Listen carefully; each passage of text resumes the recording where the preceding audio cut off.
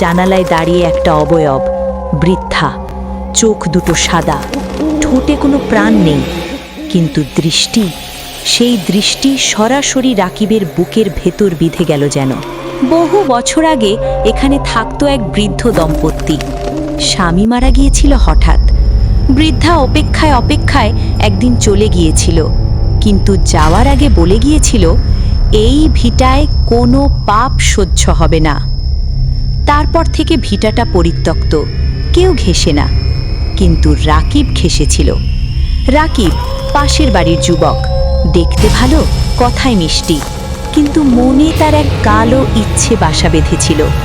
প্রতিবেশী নাসরিন ভাবি, বিবাহিত, স্বামী শহরে কাজ করে, তার দিকে রাকিবের চোখ পড়েছিল অনেক দিন ধরে। সেই রাতে দুজনে গোপনে দেখা করতে গেল ওই পুরনো ভিটায়। ভিটার ভেতরে কলা গাছের ছায়ায় দাঁড়িয়ে দুজন কথা বলছিল, হাসছিল। রাকিব নাসরিনের হাত ধরল। তখনই থেমে গেল বাতাস, ঝিঝি পোকা চুপ হয়ে গেল। নাসরিন প্রথমে টের পেল, গায়ের লোম খাড়া হয়ে গেল তার। সে ফিসফিস করল, রাকিব, মনে হচ্ছে কেউ দেখছে। রাকিব হাসল, বলল, ভয় পাচ্ছ? এখানে কেউ নেই। কিন্তু ঠিক সেই মুহূর্তে ভিটার ভেতরের ভাঙা ঘরের জানালায় একটা আলো জ্বলে উঠল, নীলচে ঠান্ডা আলো। রাকিব ফিরে তাকালো। জানালায় দাঁড়িয়ে একটা অবয়ব, বৃদ্ধা, চোখ দুটো সাদা, ঠোঁটে কোনো প্রাণ নেই, কিন্তু দৃষ্টি, সেই দৃষ্টি সরাসরি রাকিবের বুকের ভেতর বিঁধে গেল যেন। নাসরিন চিৎকার করতে গেল, গলা দিয়ে শব্দ বেরোলো না। রাকিব পালাতে গেল, পা দুটো যেন মাটিতে গেঁথে গেছে।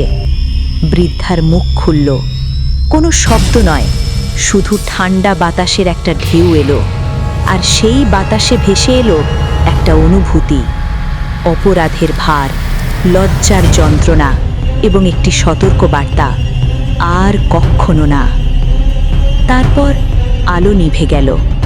রাকিব আর নাসরিন কোনো মতে দৌড়ে বেরিয়ে এলো। সেই রাতের পর রাকিব কথা বলা ছেড়ে দিল 3 দিনের জন্য। নাসরিন শোনা যায় স্বামীকে ফোন করে কাঁদতে কাঁদতে শহরে যেতে বলেছিল। আর ওই পুরনো ভিটায় পরের দিন সকালে গ্রামের লোকেরা দেখল ভিটার ভেতরের ঘাস এক রাতেই পুড়ে গেছে, একটা বৃত্তের আকারে, ঠিক যেখানে রাকিব আর নাসরিন দাঁড়িয়েছিল। ধলপাড়ার মানুষ বলে, পাপের সাক্ষী শুধু মানুষ নয়, মাটিও মনে রাখে।